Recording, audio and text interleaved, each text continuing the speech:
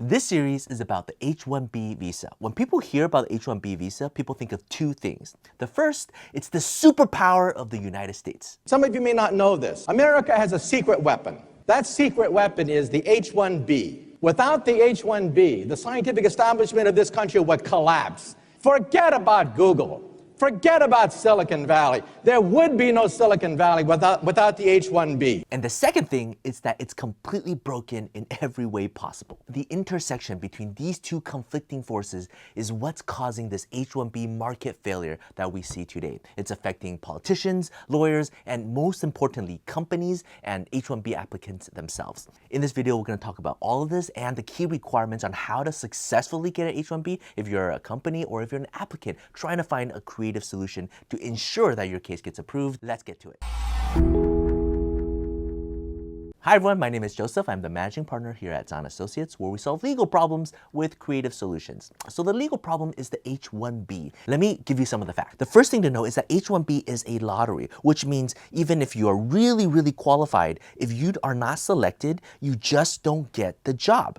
So in 2018, there were 190,000 applicants that filed for the H-1B. In 2019, 201,000, 2020, 275,000, 2021, 308,000, and this year in 2022, 483,000 people applied for the H-1B. Congress only allows 65,000 visas to be issued, and if you have a master's degree, there's an additional 20,000 reserved for those with a master's degree or a PhD. Now, because the H-1B application is a lottery-based system, that creates some interesting economic market failures that we see in society. Imagine if you are a company and you have all these employees that want this visa. Well, if it's a lottery, you don't know if they're going to be selected. If they're not selected, then they can't even work for you, right?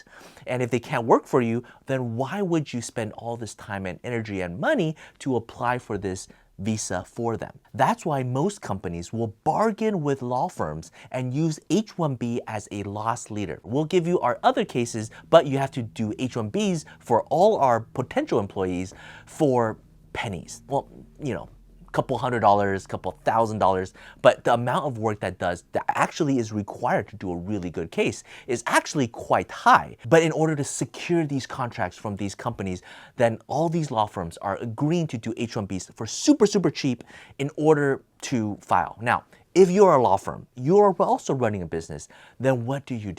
You inevitably end up trying to do the bare minimum so that you don't get sued in order to file for the H-1B. Well, if you are one of the lucky few that gets selected, then USCIS, the government, adjudicates your case and then will issue a request for evidence or will request for additional documentation for the law firm to prepare and then to give.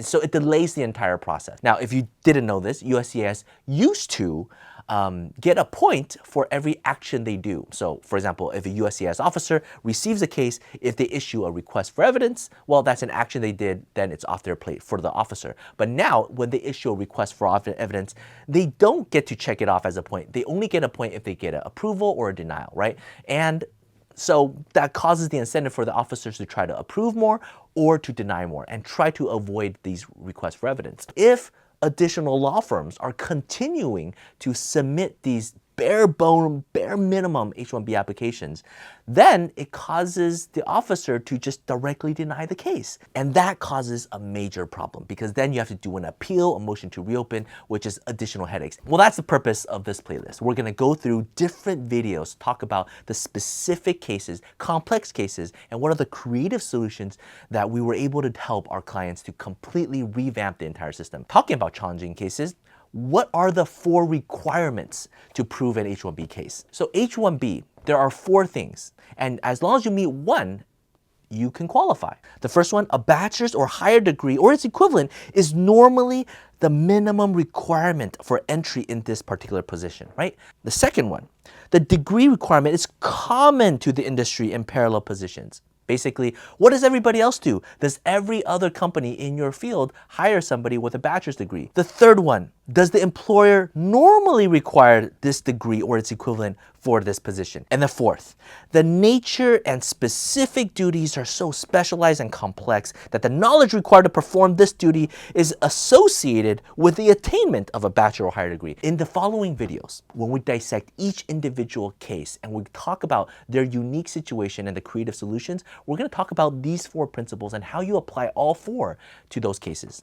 And so if you are looking for creative solutions for your H-1B application, for whether you're a company or you are a beneficiary and an individual, you're trying to get it, use all 4, right? Provide it for your law firm because maybe they just can't do it. They don't have the resources. Their attorney doesn't even have time to talk to you. So I hope this video will be able to help anybody who needs to prepare their case well. Enjoy.